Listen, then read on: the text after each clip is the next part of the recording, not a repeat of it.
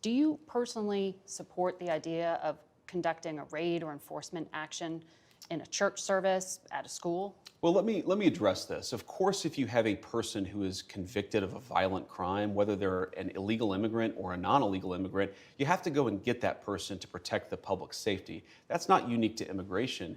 But let me just address this particular issue, Margaret, because as a practicing Catholic, I was actually heartbroken by that statement.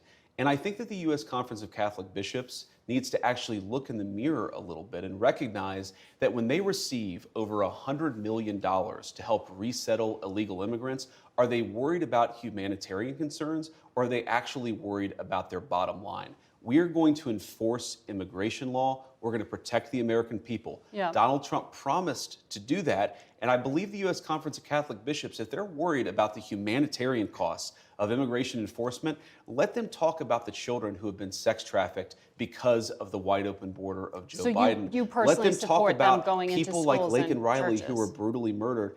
I support us doing law enforcement against violent criminals, whether they're illegal immigrants or anybody else, in a way that keeps us safe.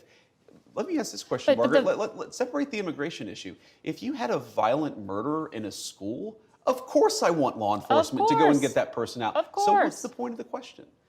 You changed the regulation this week. That's the point of the question. Exactly. Giving the authority to go into churches and go into schools. We empowered law enforcement to enforce but the that law also everywhere has to protect Americans. Effect, a chilling effect, arguably, to people to not send their kids to school. I desperately hope it has a chilling effect on illegal immigrants coming into our country. You think the U.S. Conference of Catholic Bishops are actively hiding criminals from I think the U.S. law Conference of Catholic Bishops has frankly not been a good partner in common sense immigration enforcement that the American people voted for